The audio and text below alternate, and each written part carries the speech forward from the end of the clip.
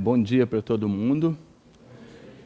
Antes de mais nada, queria agradecer ao Bruce pelo convite. É um prazer estar aqui com vocês, falando para vocês. Bom, na verdade, essa palestra de hoje, com esse título meio enigmático aí, né? A dança cósmica de Shiva, contingências e ritmo na evolução da vida. Ela foi feita originalmente como uma homenagem a uma pessoa que eu admirava muito quando esse cara faleceu. E esse cara, não sei se algum de vocês ouviu falar dele, chamava-se Stephen Jay Gould. Algum de vocês ouviu falar em Stephen Jay Gould? Stephen Jay Gould escreveu quase 20 livros de divulgação científica. Ele era um paleontólogo e evolucionista norte-americano. Ele escreveu quase 20 livros de divulgação científica e todos eles estão traduzidos para o português. Todos eles existem no Brasil. E, acreditem-me, o pior livro do Stephen Jay Gould é muito bom. O pior livro do Stephen Jay Gould é muito bom. Nós estamos entrando numa carreira de ciência, né, de áreas biológicas, etc. E carreira de ciência no Brasil, às vezes a gente sente que as coisas são tão difíceis, pode faltar entusiasmo, pode faltar motivação. Então eu tenho uma receita certa para vocês.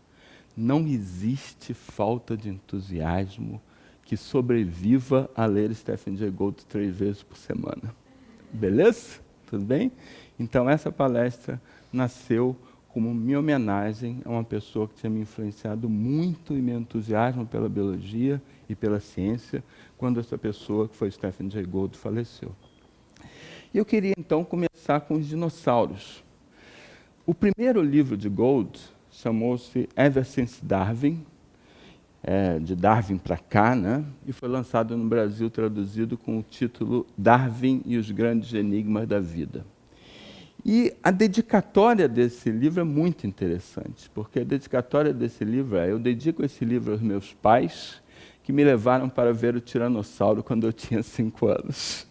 Né? Que era essa coisa de despertar o interesse do filho para a ciência e tudo mais.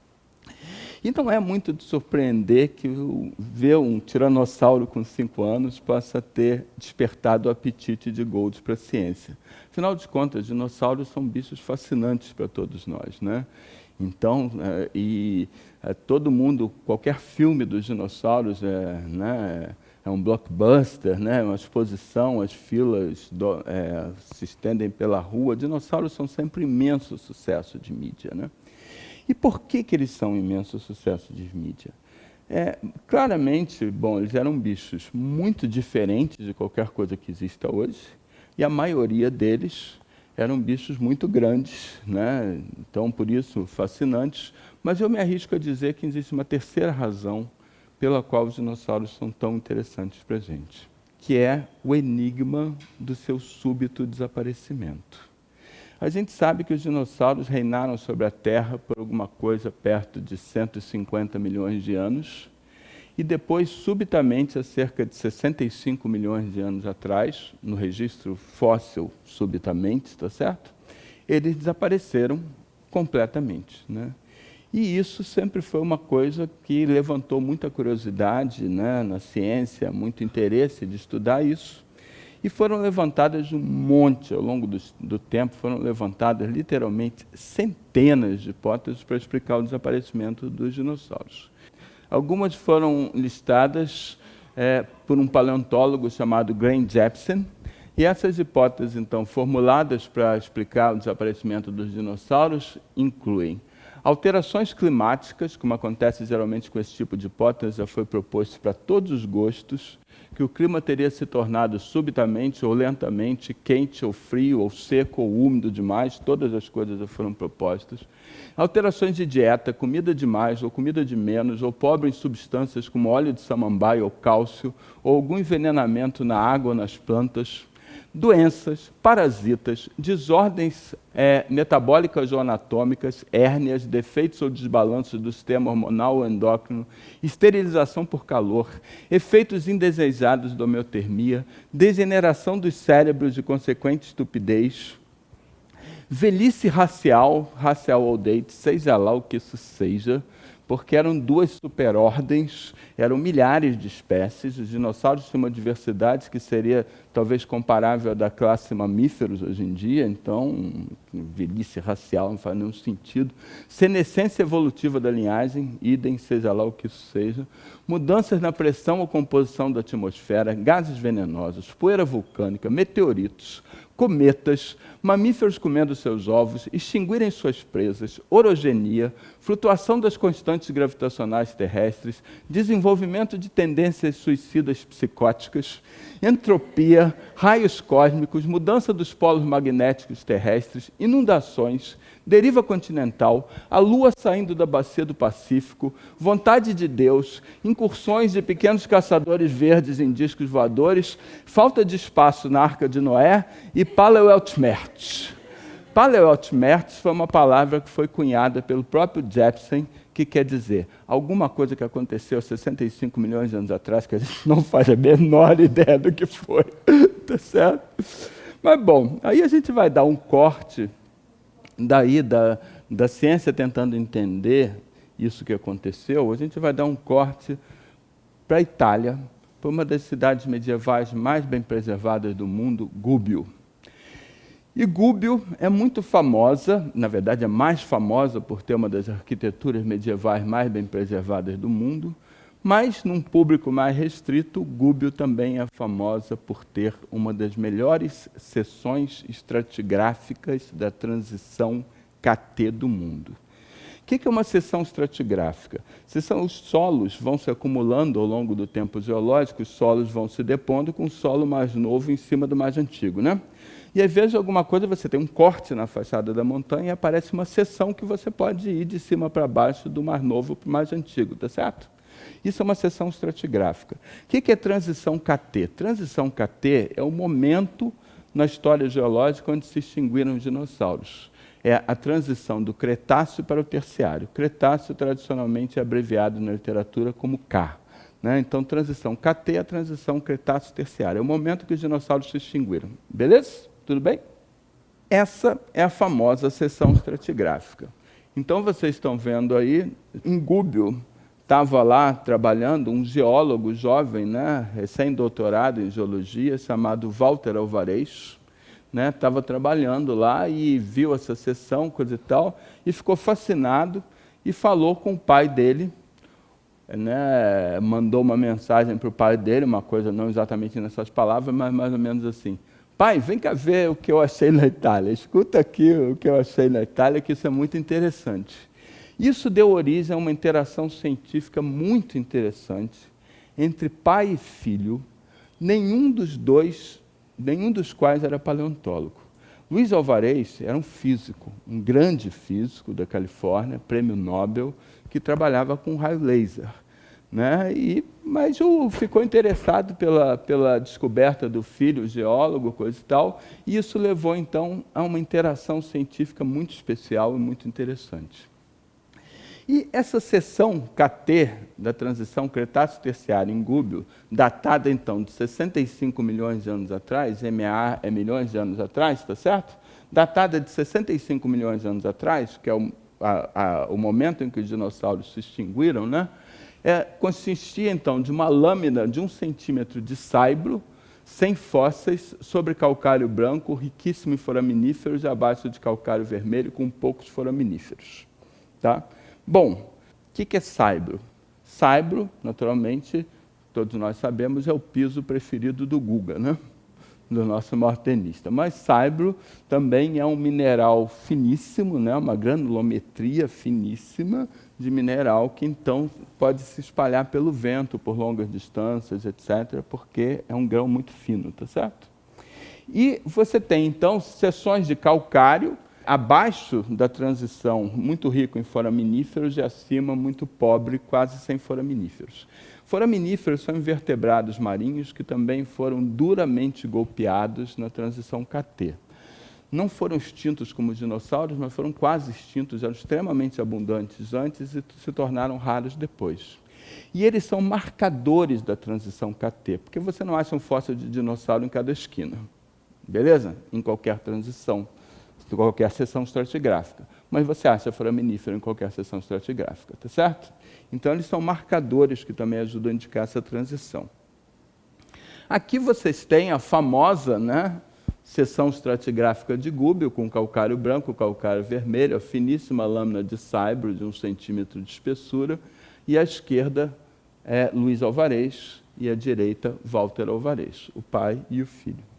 E aí, Walter Alvarez propôs ao pai uma pergunta muito interessante, muito legal. Ele propôs, será que a gente pode usar essa lâmina de saibro aqui de Gubbio para tentar entender quanto tempo demorou a extinção dos dinossauros? Né? Aconteceu exatamente no momento que essa lâmina foi depositada. Mas quanto tempo demorou essa lâmina para ser depositada? Né? Porque quando a gente diz assim que 65 milhões de anos atrás você tinha um monte de dinossauros, 64 milhões de anos atrás você não tem dinossauro nenhum, isso é súbito no tempo geológico. Mas quanto é no tempo real? Quanto demorou? Um dia? Um mês? Um ano? 10 anos? 1000 anos? Quanto tempo demorou? Você pode ter uma maneira de estimar isso? E Luiz, o pai, veio com uma ideia absolutamente fantástica. E a ideia fantástica que ele veio foi usar a quantidade de irídio na lâmina de saibro para calcular o tempo de deposição. Ora, o que é irídio? Irídio é um dos elementos químicos mais pesados da tabela periódica. E sendo, então, um mineral muito pesado, praticamente todo o irídio no planeta Terra está no centro do planeta. Quanto da formação do planeta, ele foi para o centro e está, né, lá embaixo no núcleo, mas não é praticamente encontrado na superfície. O que a gente tem irídio na superfície vem do impacto de meteoritos, porque irídio é muito comum em muitos lugares no espaço, e cada meteorito, asteroide que cai, coisa e tal, traz um pouco de irídio. Então, o Luiz Alvarez pensou o seguinte, se foi num tempo curto, essa lâmina não vai ter se depositado enquanto acontecer o impacto de nenhum meteorito, não vai ter nenhum irídio. Se tiver algum irídio, está querendo dizer que ela demorou um tempo maior, porque durante a sua deposição também houve impactos de corpos celestes trazendo irídio. Beleza? Então, eles fizeram essa análise, eles fizeram análise química, né, do irídio, né, com alguns colaboradores, e encontraram o que depois descreveram como an earth-shaking surprise, uma surpresa como um terremoto. Eles viram que na lâmina de saibro você tinha 9.000 partes por trilhão de irídio, e que isso era 30 vezes mais do que a quantidade de irídio que você tinha nas 2 camadas de calcário a milímetros de distância. Na lâmina de saibro você tinha 30 vezes mais irídio do que nas 2 camadas de calcário a milímetros de distância na seção estratigráfica. Tá? Então, eles perguntaram, por que tanto irídio?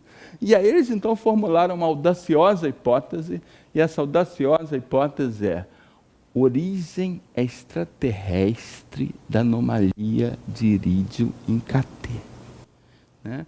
Então, eles calcularam que se o irídio é trazido por corpos celestes, o impacto de um gigantesco corpo celeste poderia ter trazido a quantidade de irídio necessária para explicar aquela concentração de irídio na lâmina de saibro, naquele momento preciso do tempo geológico. Tá certo? Beleza? E aí, então, explodiu a nossa primeira bomba científica. Luiz Alvarez, Walter Alvarez e 2 colaboradores, Frank Azzarò e Ellen Michel, que ajudaram nas análises químicas, publicam, então, em 1980, na revista Science, na revista científica mais importante do mundo, um artigo com extraterrestre no título. Causa extraterrestre para a extinção do Cretáceo Terciário. Os caras publicam uma coisa dessa na Science, não há como não ler, como não chamar a atenção. Né? Né? Também aqui, só dar um parêntese aqui, breve, a gente hoje em dia ouve falar de tantas histórias de falta de ética, infelizmente. Eu vou contar uma historinha ética para vocês. O artigo na Science saiu em junho de 1980. Em maio de 1980, um holandês chamado Jan Smith tinha publicado na Nature, na outra maior revista científica do mundo, um artigo onde ele tinha a seguinte frase: o impacto de um grande meteorito pode ter fornecido irídio e causado a extinção em massa de KT. Então, quando o artigo dos Alvarez saiu, as pessoas imediatamente disseram, não, a prioridade disso não é de vocês. O Smith falou isso um mês atrás. Aí o Smith escrupulosamente veio a público e disse que ele tinha ouvido aquela ideia do Walter Alvarez num congresso e, portanto, ele estava apenas citando a ideia, mas a ideia não era dele. Então, ele fez questão de dizer que a prioridade da descoberta era dos Alvarez. Tá? E, bom, depois que saiu isso, os Alvarez fizeram predições. Boa ciência faz predições. Boa ciência bota sua cara a tapa. Se você faz um estudo, qualquer que ele seja, que o único resultado que você pode encontrar é aquilo que você já acha a priori, me desculpem, mas isso não é ciência. Tá certo? Ciência faz predições que podem ser testadas e confirmar ou não o que você está dizendo. Beleza? Tá certo? E eles botaram a cara a tapa. Fizeram 3 predições. Disseram, se nossa hipótese for verdadeira, 3 coisas têm que ser encontradas. A primeira coisa é picos de irídio em todas as fronteiras KT ao redor do mundo e não só em Gúbio. Esse impacto teria causado consequências globais e esse pó teria se depositado no mundo inteiro pelas correntes atmosféricas e tudo mais. E teria o irídio, então picos de irídio teriam sido encontrados em todos os lugares do mundo associados à fronteira KT. A outra coisa são estruturas geológicas que evidenciam choque ou altíssimas pressões. Planos de multifraturas, satercones, esférulas ou tectitos associados ao KT. Vocês sabem que o professor tem 2 tipos de falta de tempo. Primeiro é falta de tempo tipo 1. Quando o aluno pergunta uma coisa que demoraria muito tempo para explicar, né, não daria para fazer isso naquela aula, tudo bem. O outro tipo é falta de tempo tipo 2. Falta de tempo tipo 2 é quando o aluno pergunta uma coisa que você não faz a menor ideia daquilo. Aí você diz que você não vai responder falta de tempo tipo 2, tá certo? Então, eu não vou explicar para vocês o que são planos de multifraturas, satercones, esférulas, tectitos, por falta de tempo tipo 2. Mas são estruturas geológicas que são produzidas em situação de extrema pressão e altas temperaturas, tá? Que caracterizariam, então, impacto. A terceira predição, uma cratera datada de 65 milhões de anos atrás, com pelo menos 150 quilômetros de diâmetro, seria encontrada. Porque eles calcularam, pelos cálculos físicos, o impacto do meteorito de 10 quilômetros de diâmetro na Terra produziria uma cratera de 150 quilômetros de diâmetro. Tá certo?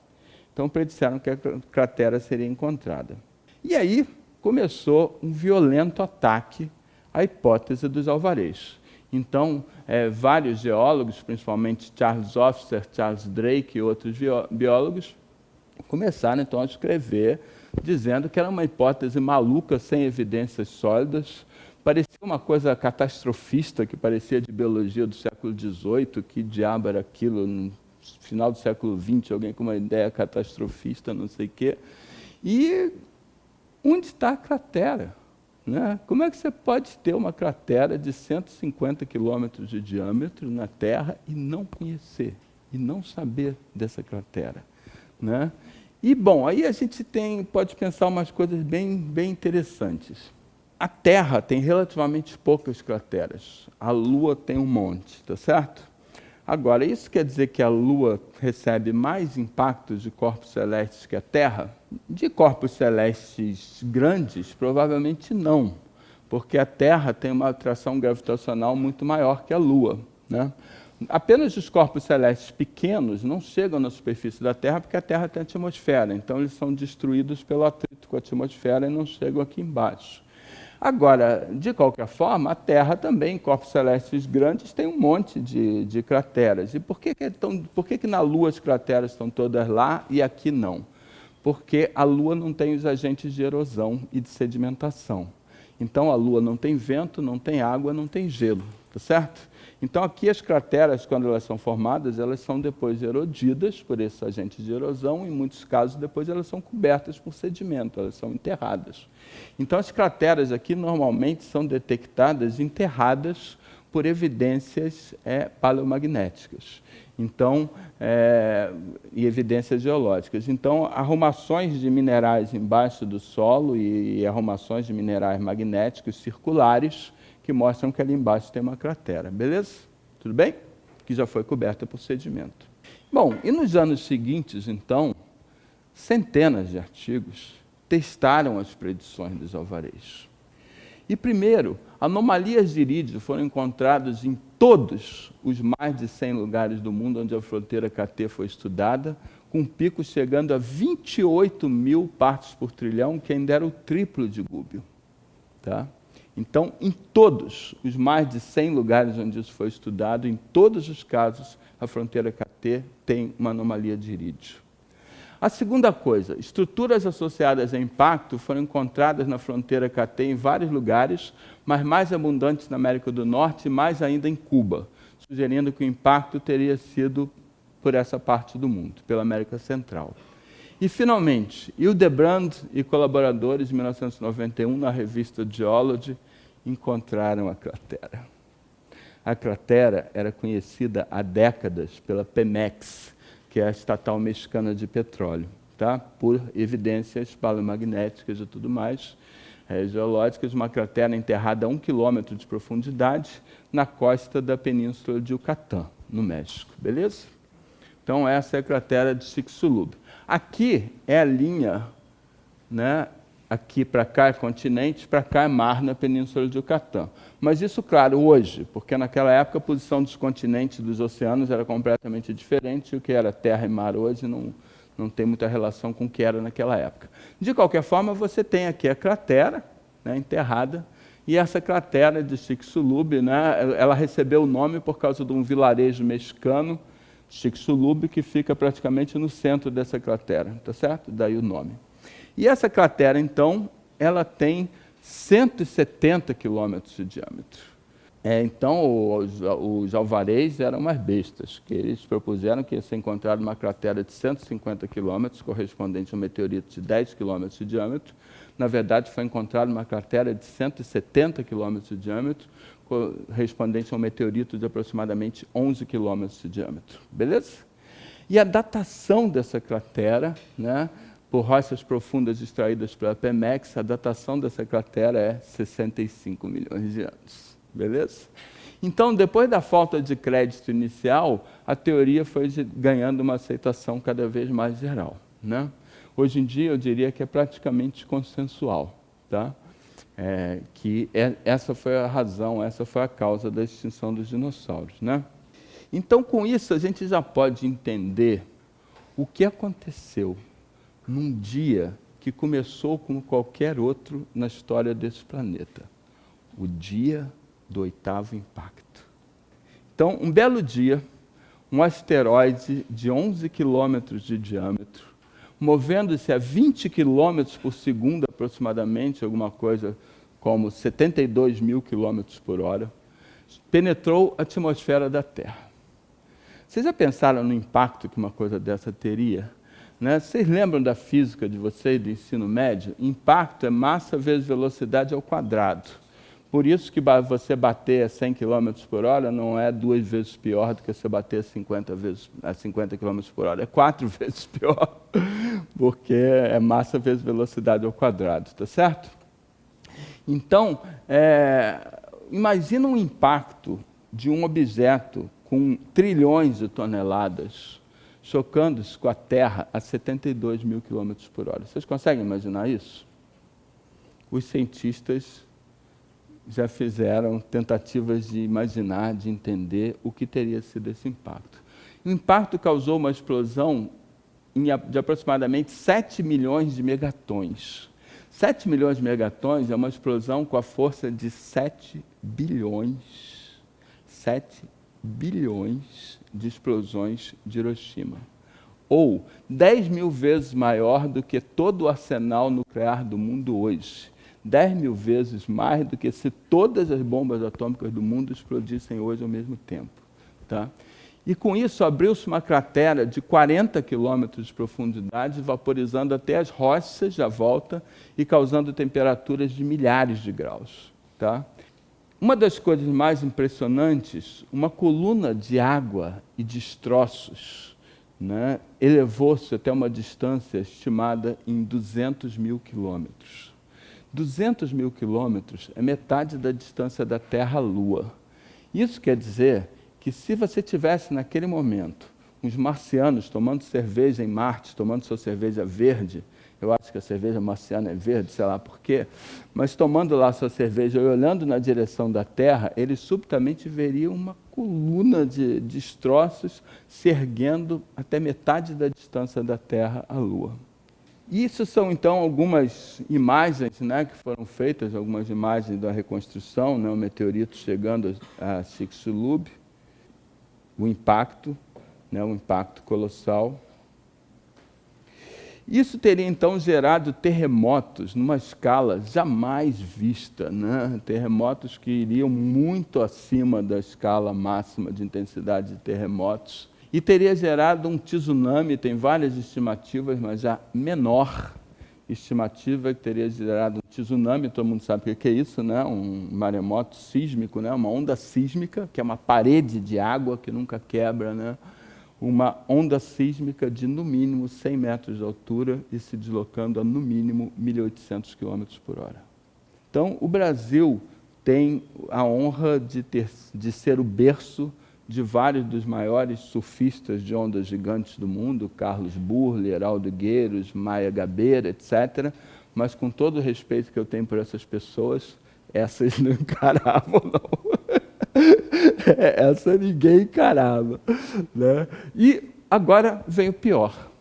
A temperatura despencou e a escuridão se instalou por meses, pelo menos, bloqueando toda a fotossíntese da Terra.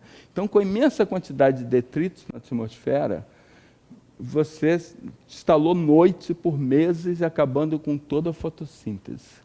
A fotossíntese, claro, a fotossíntese é a base de todas as cadeias alimentares. Então, você eliminou a base de todas as cadeias alimentares da Terra por meses inteiros. Então, as primeiras vezes que eu ouvi falar dessa hipótese, as primeiras vezes eu ouvi falar com incredulidade.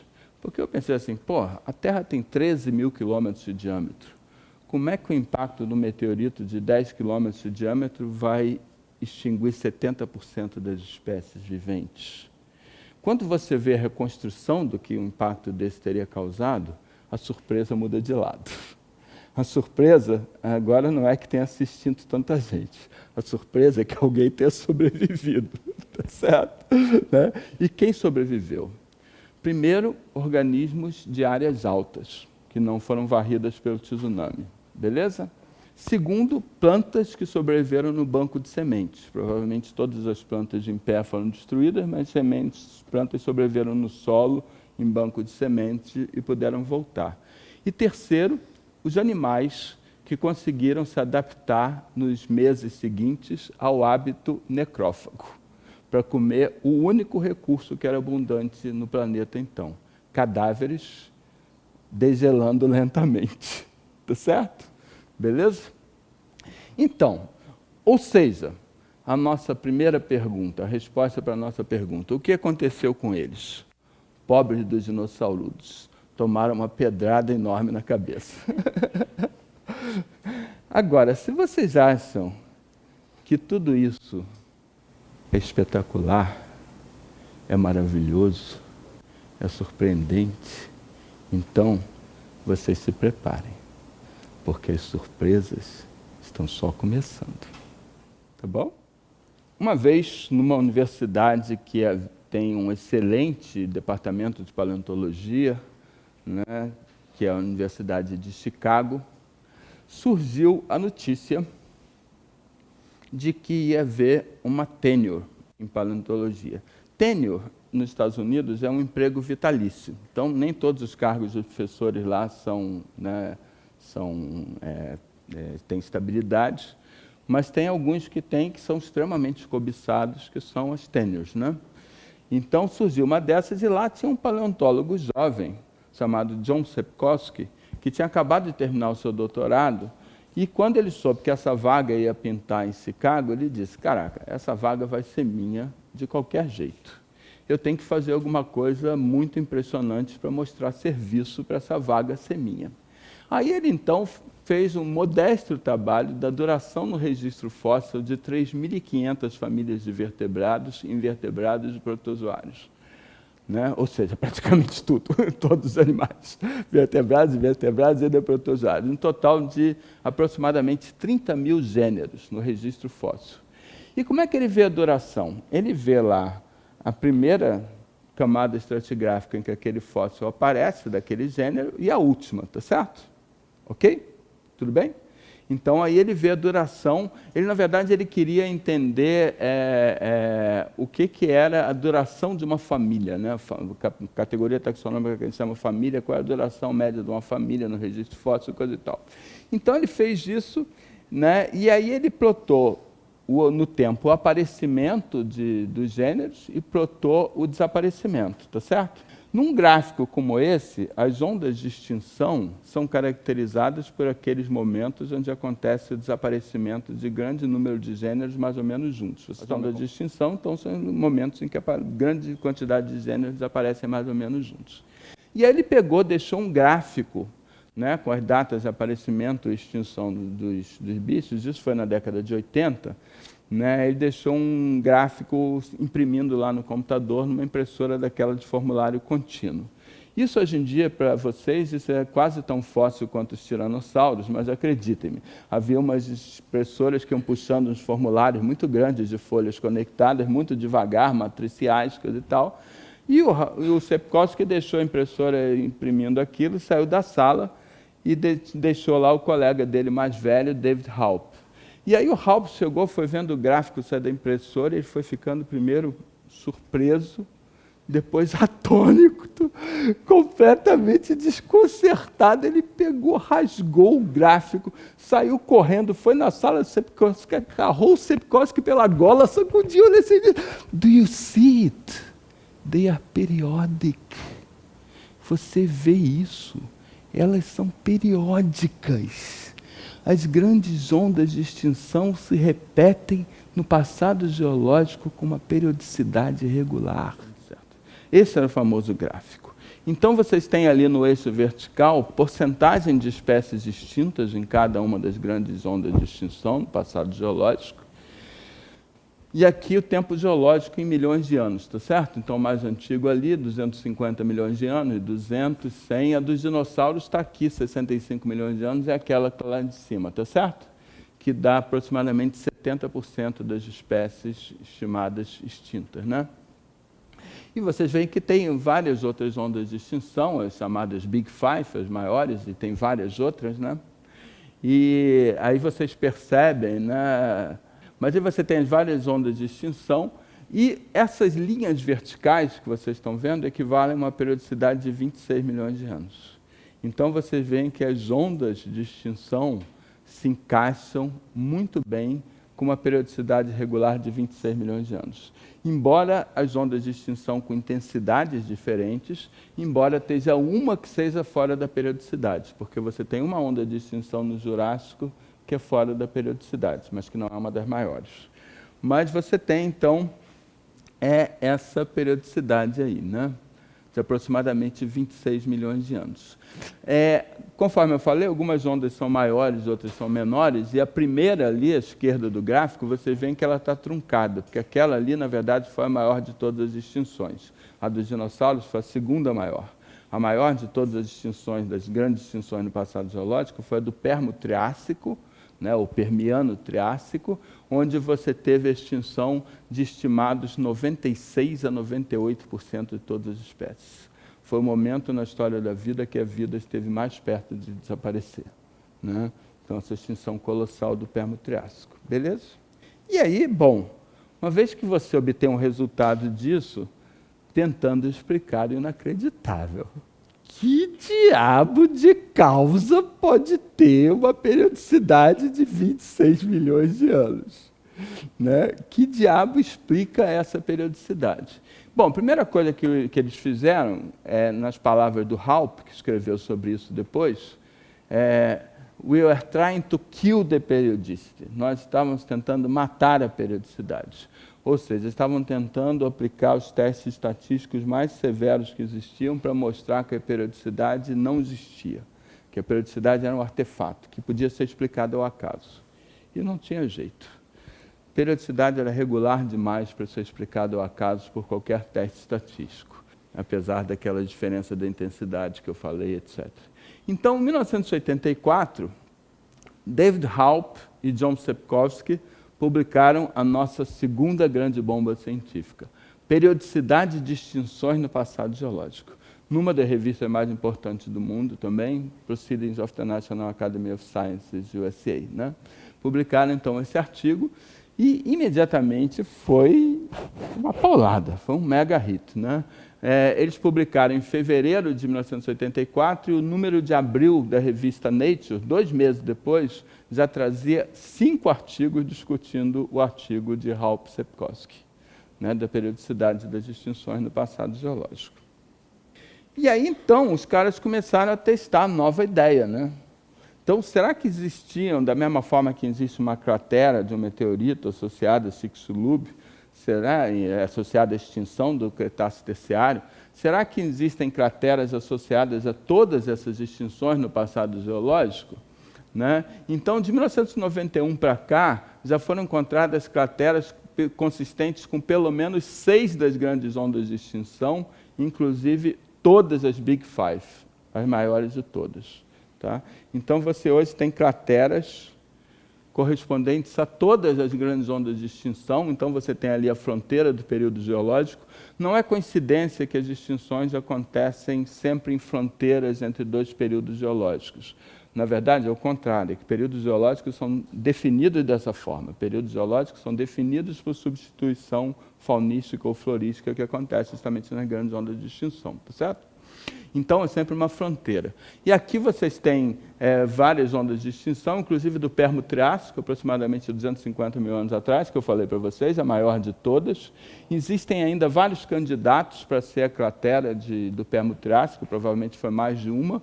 Um dos candidatos, os americanos, nunca, isso aqui é do Powell, né, 1998, eles nunca escrevem direito os nossos nomes, mas isso aqui era Araguainha. Araguainha é uma cratera soterrada entre Goiás e Mato Grosso, no Brasil, gigantesca, entre Goiás e Mato Grosso, que já foi encontrada. Mas há crateras da China também, que são datadas nessa época. Há discussão que, na verdade, o corpo celeste teria se fragmentado e pedaços diferentes teriam caído no Brasil e na China, simultaneamente, possivelmente em outros lugares. E aqui vocês têm, lá adiante, vocês têm Chicxulub, está vendo? 65 milhões, tá? Que eu falei para vocês. Beleza? E agora vocês já podem entender por que eu chamei um slide meu o dia do 8º impacto. Beleza? Tá? Então, existem crateras associadas a todas as grandes ondas de extinção. Agora, o que causa a periodicidade? Que diabo pode ter uma periodicidade de 26 milhões de anos? Então, começaram a ser procurados candidatos astronômicos para a extinção. Porque só fenômenos astronômicos podem ter uma periodicidade desse tipo. Né? E várias pessoas apresentaram sugestões. Uma das primeiras sugestões seria que esses impactos seriam causados por passagem do sistema solar pelo plano da Via Láctea. Vocês sabem que a Via Láctea, a nossa galáxia, é um ovo frito, né? Então, é um ovo frito no qual nós estamos na clara, mas perto da gema. Tá? Então, você tem uma área central que tem uma densidade muito maior de corpos celestes, depois como se fosse um disco, e nós estamos nesse disco, tá certo? Então, a ideia é que o sistema solar poderia passar por esse plano, pelo disco, onde você tem maior densidade de corpos celestes, e quando ele passasse pelo disco, ele estaria mais submetido a impactos. Isso, porém, logo foi derrubado porque a periodicidade não bate. Passagem do sistema solar pelo disco da Via Láctea tem a periodicidade de 30 a 31 milhões de anos, não bate bem com o observado.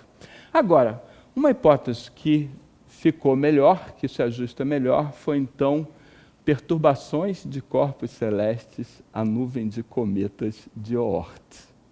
Tá?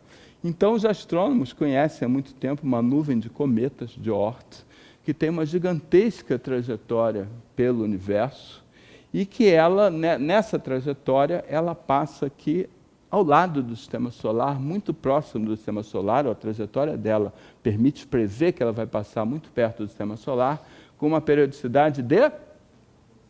Como é que vocês adivinharam? Com uma periodicidade de 26 milhões de anos. Beleza? Então, Davis e colaboradores falaram, né, propuseram essa hipótese da nuvem de Oort, só que essa hipótese tem um problema. Na verdade, a nuvem de Oort não passaria por dentro do sistema solar, ela passaria ao lado do sistema solar. Então, para que alguns dos cometas que formam a nuvem de Oort fossem atraídos para dentro do sistema solar e, portanto, pudessem causar os impactos que resultaram nas grandes extinções, você precisaria uma atração gravitacional extra. Ou seja, você precisaria de algum corpo celeste que permitisse uma atração gravitacional maior do que a gente conhece. Então, eles propuseram que essa passagem dos cometas da nuvem de Oort dentro do sistema solar, causando os impactos, seriam causados por causa de uma estrela irmã do Sol, até agora desconhecida, a 2 anos-luz de distância, que é metade da distância até a estrela mais próxima conhecida, que é Alfa Centauri. Então, para explicar a anomalia gravitacional que seria necessária para você ter os cometas da nuvem de Oort entrando no sistema solar e causando impactos aqui, você precisaria da atração de uma estrela irmã do Sol a metade da distância da estrela mais próxima conhecida. Aí vocês vão dizer, pô, Fernando, você pode até me convencer que existe uma cratera enterrada existe uma cratera de 150 quilômetros de diâmetro no planeta, na Terra, e que a gente não conhece. Mas você não vai conseguir me convencer que existe uma estrela irmã do Sol a metade da distância da estrela mais próxima e a gente não conhece. Mas é exatamente isso que está sendo proposto. E, na verdade, Davis et al. Não propuseram isso. Eles recuperaram uma hipótese da astronomia que prevê isso há décadas. Porque o que os caras dizem é que essa estrela, na verdade, seria uma anã negra, que é uma estrela terminal, uma estrela no final da sua vida, que está caminhando na direção de um buraco negro. Então, é um corpo celeste que tem um tamanho muito pequeno e uma densidade, uma massa colossal num tamanho muito pequeno. Com isso, tem uma atração gravitacional gigantesca. Uma atração gravitacional tão gigantesca que a luz não sai dele.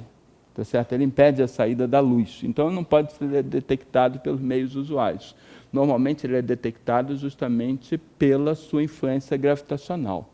Então, os astrônomos tinham falado há muito tempo dessa estrela, tá?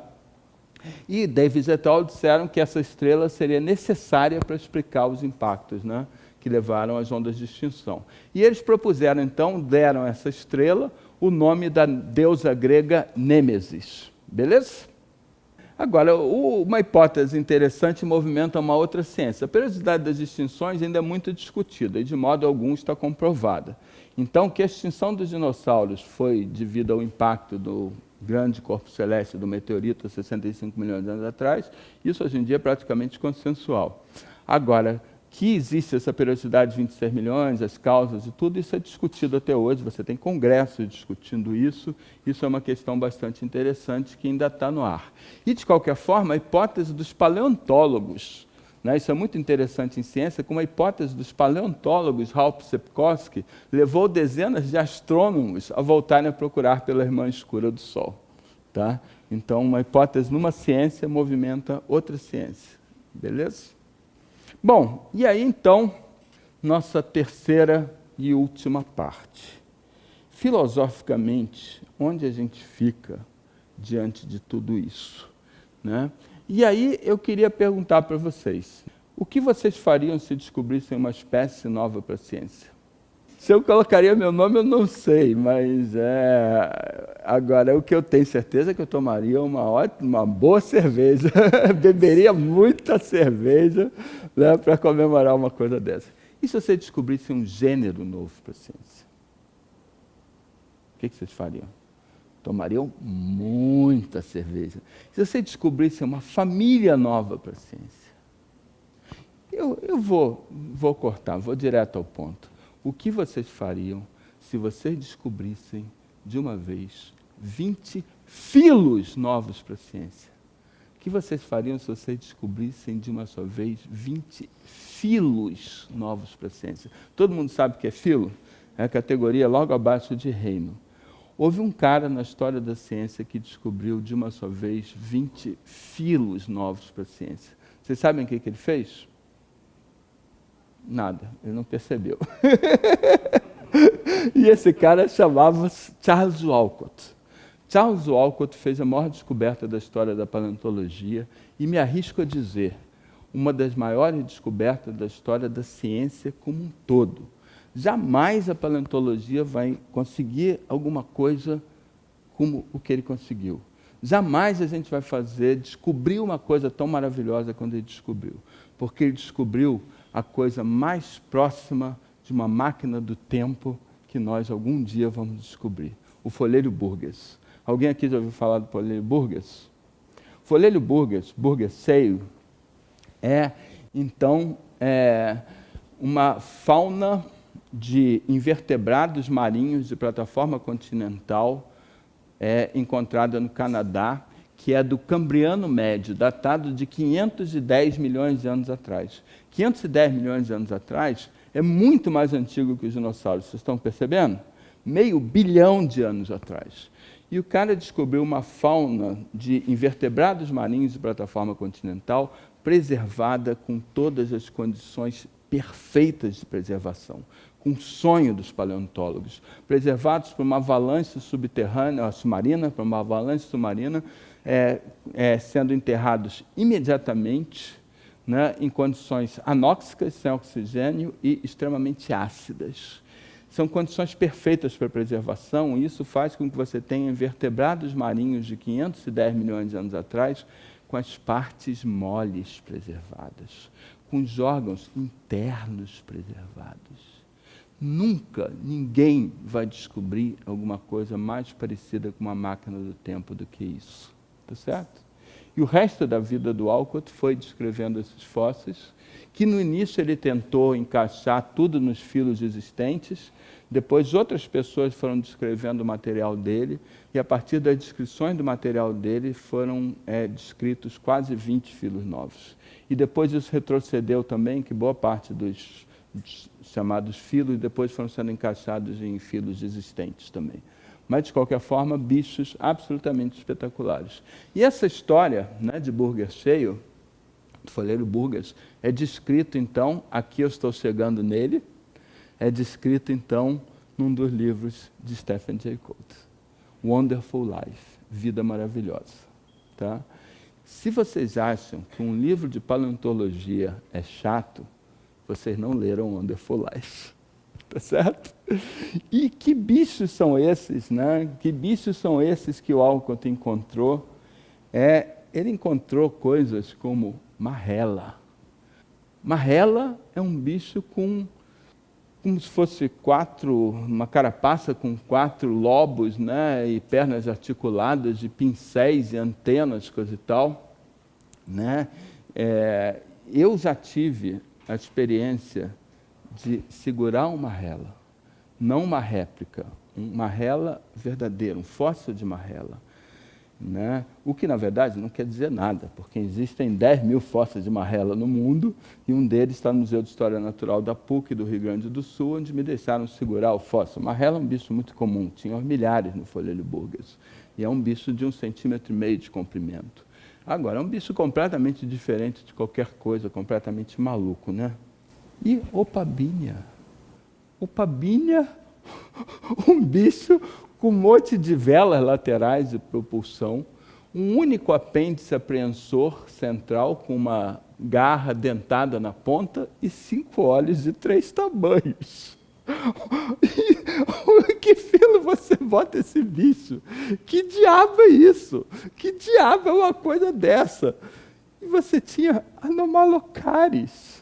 Anomalocaris era o predador de topo, né, com velas de propulsão e com longos tentáculos, com um monte de serrilhas em cada tentáculo, 80 centímetros de comprimento, era o maior bicho, talvez o maior bicho do planeta na época. Anomalocaris, onde é que você bota isso? E o Iaxia, o que você faz com o Iaxia? Um escudo coberto por escamas calcárias, com 14 espadas calcárias e os órgãos todos para baixo. E que filo você bota isso, cara? Né? Que diabo é isso? Né? E o próximo bicho que eu vou mostrar para vocês, se vocês acharem que vocês percebem de onde veio o nome dele, né? Vocês estão absolutamente certos. Tá bom? Beleza? A Lucigênia. A Lucigênia, o bicho com um tubo com um globo na frente, sem apêndices, um tubo voltado para cima, 7 pares de espículas calcárias, andando com 7 pares de espículas calcárias, como fossem 7 pares de pernas de pau, e com os tentáculozinhos dorsais, né, com pontinhas, com dentes nas pontas. Que diabo é isso? Quando um cientista descreve um bicho no artigo, ele tem que dizer de onde veio o nome. Tem que explicar como, o que ele está falando, como é que foi obtido aquele nome. E os caras que fizeram a descrição científica de Lucigênia numa respeitável revista científica, explicaram o nome dessa forma: nós chamamos o bicho de Lucigênia porque ao vê-lo acreditamos que estamos tendo alucinações. É isso, né? E depois as Lucigênias foram... isso é a descrição do Gould, né? No Wonderful Life, coisa e tal, a descrição da Lucigênia. Depois, mais Lucigênias foram encontradas na China, coisa e tal, e as pessoas viram que, na verdade, a descrição do Gould estava invertida, estava de cabeça para baixo. Isso aqui, na verdade, que pareciam tentáculos apreensores, eram pés. Porque na China você encontrou bichos que dá para ver os dois lados e você viu que isso era duplicado, que isso eram pés. E que isso aqui, na verdade, são espículas para cima. Então, o bicho estava de cabeça para baixo. Assim, agora ficou um bicho absolutamente trivial. Beleza? Stephen Jay Gould, em vários dos seus livros, como Vida Maravilhosa, ele alega então para a gente, ele fala então para a gente que a gente tem uma ideia, que é uma ideia profundamente equivocada e que é muito ruim para as nossas relações com o resto da natureza.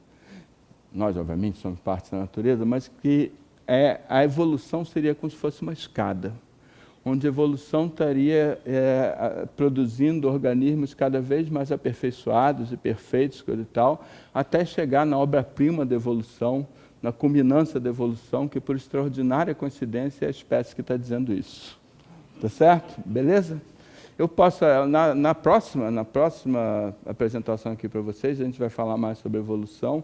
Eu posso até alegar para vocês que, se você for procurar a obra-prima da evolução, eu não apontaria os humanos, eu apontaria os morcegos.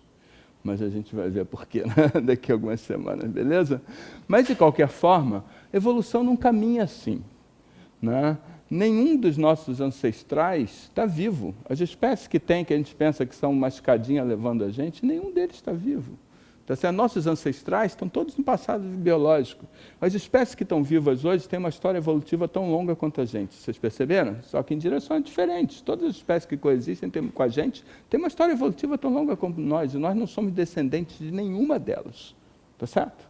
O que você tem, na verdade, a evolução não é uma escada. A evolução é uma árvore, onde você tem troncos que ramificam para grupos, que você chama de classes, filos, classes, ordens, o que seja, e vários desses ramos desaparecem inteiros. Vários desses ramos, desses bichos esquisitos, desapareceram por inteiro. Muitos deles nas grandes ondas de extinção. E a biodiversidade atual, que seria o que está sendo mostrado por esse plano aqui, seria, na verdade, as espécies sobreviventes dos grupos sobreviventes. Vocês concordam? Beleza? Isso é evolução. Tá? Okay? Grupos inteiros desaparecem e outros grupos continuam. E a evolução ocorre pela diferenciação dentro dos grupos que continuam. Tá certo? Ok? Cada vez que ocorre uma extinção de um grande grupo desses, você abre espaço ecológico para outros grupos que podem vir aproveitar aquelas oportunidades. Então, por exemplo, o desaparecimento dos dinossauros abriu oportunidade para a explosão dos mamíferos no período seguinte, tá certo? O quase desaparecimento das gimnospermas abriu oportunidades para a explosão das angiospermas, tá? Das plantas com fruto, né? Então, a árvore seria a melhor metáfora da macroevolução. Dizimações e radiações adaptativas. Dizimação, a extinção é perda de uma espécie, tá certo? Mas dizimação é perda, então, de uma linhagem inteira. Vocês estão me acompanhando? Então, você tem dizimações e você tem radiações adaptativas. Radiações adaptativas é quando a perda daquela linhagem, que ocupava aquelas oportunidades ecológicas, deixa vagas oportunidades ecológicas que, então, são assumidas por outra linhagem que se diversifica explosivamente. Beleza? Assim é a história da vida. E pensar, então, na contingência da evolução. Stephen Jay Gould falou a vida toda, né, nos livros dele, é uma noção muito cara a ele, a ideia que a evolução é contingente. O que quer dizer ser contingente? Ser contingente quer dizer que você tem uma coisa que, num certo momento, poderia ter acontecido de várias maneiras, mas ela ocorreu de uma maneira, poderia ter acontecido de várias maneiras, mais ou menos ao acaso, tá certo? Beleza? Tá? Então, e ela aconteceu de uma maneira, e da maneira que ela aconteceu, ela abre um monte de portas e fecha outras portas. A gente vê isso o tempo todo na nossa vida, tá certo? Ok? Então, você muitas vezes conhece uma pessoa, vai namorar com ela, vai casar com ela, coisa e tal, e sua vida vai ter uma série de direções, e você poderia ter conhecido e casado com outras pessoas, isso não aconteceu, então você está fechando um monte de portas e deixando outras portas abertas. Isso acontece o tempo todo. Às vezes por razões pequenas. Você conhece uma pessoa porque você foi numa festa, aquela pessoa estava lá e você quase não foi naquela festa porque você estava enjoada. Você foi e conheceu aquela pessoa e isso muda toda a tua vida. Então isso é a ideia de contingência. Evolução é a mesma coisa. Coisas que acontecem a princípio por razões pequenas podem dar origem a uma linhagem inteira e ter um reflexo profundo, tá certo? E uma ideia bastante interessante sobre isso, um exemplo bastante interessante sobre isso, é como seria a vida hoje se o bicho 15 não tivesse sobrevivido ao Cambriano. O que vocês estão vendo aí é a fauna de Folhelio Burgess. Vocês estão vendo os bichos que eu falei? O Iaxia, né? O Pabinia, Anomalocaris, Marrella, a Lucigênia. E no meio desses bichos todos, vocês têm um bicho insignificante, que é o 15. Vocês estão vendo o 15? Agora vê lá embaixo qual é a classificação do 15. Vê na legenda qual é a classificação do 15. Picaia, cordata. Picaia é um protocordado. Picaia é o nosso ancestral nessa coisa toda. Picaia é o nosso representante no Cambriano Médio. Vocês estão me acompanhando? Agora vocês imaginam como seria, quer dizer, uma coisa, quem se extinguiu numa grande onda de extinções dessa, numa dizimação, não venham depois me dizer que Fernando Fernandes está dizendo que evolução biológica é o acaso, que se eu dissesse isso seria a maior besteira que eu já disse na minha vida, e obviamente evolução biológica não é ao acaso, beleza? Mutação é o acaso, mas quais mutações são selecionadas é por adaptação ao ambiente, que é tudo menos acaso, beleza? Mas isso é a nossa próxima palestra, beleza? Tudo bem? Agora, a evolução biológica não é um acaso, mas as dizimações são. Porque quem se extinguiu ou não numa grande onda de extinção dessas, que espécies se extinguiram ou não tem nada a ver com evolução por seleção natural. Porque nenhuma adaptação por seleção natural pode te preparar contra um evento que vai acontecer com uma periodicidade de 26 milhões de anos. Vocês estão me acompanhando? Nada que se evolua por seleção natural vai te preparar para um evento que acontece com uma periodicidade de 26 milhões de anos. Então, as dizimações são acaso. Agora, vocês imaginam se no final, na onda de extinção que dizimou esses bichos todos aí, se em vez de se extinguirem o Iaxia, Anomalocaris, Opabinia, Lucigênia, etc., se tivessem se extinguido, né, que você tem aqui vários outros grupos que sobreviveram, né? Então você tem aqui Annelida, você tem Artrópoda, né, você tem Molusca, você tem vários outros grupos na figura que sobreviveram. Imagina se fosse o contrário. Se tivesse se extinguido Annelida, Artrópoda, Molusca, Equinoderma e Cordata. Como é que seria a história da vida? Eu não faço a menor ideia, mas uma coisa eu posso dizer, teria sido completamente diferente. E talvez nesse momento vocês tivessem aqui uma Lucigênia dando uma palestra, sendo aplaudida por Opabíneas batendo as velhinhas.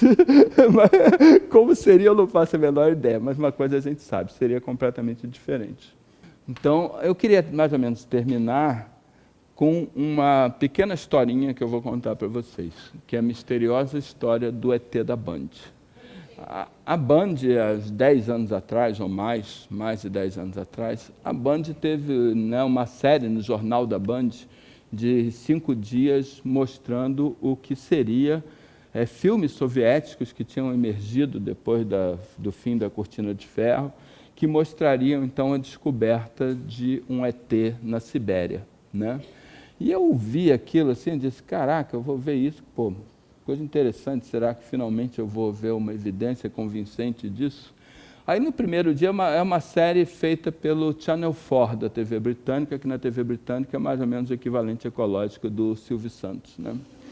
E aí, no primeiro dia, tinha lá os caras, né, mostrando lá uns soldados soviéticos encontrando uma nave caída na floresta da Sibéria, e o narrador lá falando, traduzido, claro, vocês estão vendo aqueles uniformes? Aqueles uniformes são uniformes característicos da infantaria soviética na década de 60.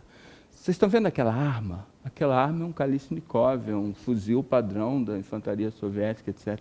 Vocês estão vendo a granulometria do filme? Isso é um Super 8, é um filme que era muito comum na década de 60, coisa e tal, eu vendo aquilo legal. Aí vai enrolando, coisa e tal, e só na quinta-feira os caras tiram o corpo de um ET que tinha sido encontrado dentro da nave. E na sexta-feira, então, vai ter o momento decisivo, momento culminante, que é, então, a dissecção do ET. E aí, exatamente como acontece com o filme norte-americano de Roswell, que é a mesma coisa, que é a mesma história, exatamente como acontece com o filme de Roswell, nessa hora o filme torna-se preto e branco. É claro que naquela época havia filme colorido preto e branco. Filme colorido era um pouco mais caro e os caras não iam gastar filme colorido com uma coisa absolutamente trivial, como a dissecção de um ser vivo de outro planeta, né? E aí mostra lá os caras, né, e um falando com o outro, né, quando tal, né, e um pega e mostra para o outro, né, passa para o outro, o pâncreas, o fígado. Aí o cara chega e passa para o outro um braço com uma mão com 5 dedos. E eu... Caraca! Pior do que ser farsante é ser burro, né? Por que um ser vivo que teria evoluído em condições ambientais completamente diferentes, com uma história evolutiva completamente diferente, independente da nossa, vai ter pâncreas, fígado, costela do mesmo jeito, e uma mão com 5 dedos, 1,70 m de altura e uma mão com 5 dedos. Vocês percebem que o tamanho já não faz qualquer sentido, porque o tamanho que a gente tem é a função da gravidade. Se você tivesse um lugar, um planeta com uma gravidade muito menor, os organismos poderiam ter quilômetros de altura. A limitação do tamanho é a limitação do próprio peso, não ser esmagado pelo próprio peso. Então, se a gravidade fosse pequena, você teria quilômetros de altura. Se a gravidade fosse brutal, os organismos teriam nanômetros. Tá certo? Por que isso é 1,70 m? Agora, uma mão com 5 dedos, vocês já pensaram por que nós temos 5 dedos? Já pensaram por que nós temos 5 dedos? Olhem para a mão de vocês e vejam a história da evolução na mão de vocês. Nós, vertebrados terrestres, os tetrápodes terrestres, répteis, aves, mamíferos, anfíbios, somos todos descendentes de peixes crossopterígeos, peixes de nadadeira lobada, que saíram da água no período devoniano e colonizaram a Terra. Não sei se vocês já viram peixe de nadadeira lobada, que em vez de ter os raios como da nadadeira, na verdade tem lobos, né? E esses lobos, eles não são análogos aos nossos dedos. Eles são homólogos dos nossos dedos. Ou seja, eles têm o mesmo desenvolvimento embrionário que os nossos dedos. Porque hoje a gente ainda tem alguns poucos peixes pulmonados, coisa e tal, que tem esse tipo de característica. Então, eles são homólogos dos nossos dedos. Aí no Devoniano você tinha peixes, né, de nadadeira lobada, que tinham nadadeiras de 5, 6, 7, 8 lobos, né? E vocês adivinham quantos lobos tinham as nadadeiras dos peixes que saíram da água e deram origem aos tetrápodes terrestres? Como é que vocês adivinharam? Aí o cara vai querer me dizer que o ET tem 5 dedos. Pô, como dizia o falecido Bussuda, fala sério. Beleza? Então, a dança cósmica de Shiva. Stephen Jay Gould argumentou, então, que Nêmesis, que era a deusa grega da ira justa, não tem nada a ver com o padrão contingente das grandes extinções e das radiações adaptativas que se seguiram. Porque, como eu falei para vocês, não tem nada a ver com ira justa. Quem se extinguiu numa dizimação foi fundamentalmente ao acaso, não quem fosse mais bem adaptado ou menos bem adaptado, tá certo? Então, ele disse que Nêmesis, a deusa grega da ira justa, não era um nome adequado para isso. E propôs, então, substituí-lo por Shiva, chamar a estrela. Vocês se lembram que atrairia a nuvem de Oort para dentro do sistema solar? Chamar essa estrela de Shiva. Porque Shiva é o deus hindu da destruição e da criação, que é retratado regendo placidamente com um tambor o ritmo, periodicidade da destruição, enquanto com outra mão segura a chama da criação. Então vocês têm aqui uma representação de Shiva. Pode ser um pouco confuso, porque tem muitos braços, tá certo? Mas vocês têm aqui o tambor da destruição, das grandes extinções, e a chama da criação. Você e eu, como todos os demais animais e plantas, somos descendentes das linhagens evolutivas que sobreviveram ao tambor de Shiva e que se diversificaram em sua chama. Muito obrigado.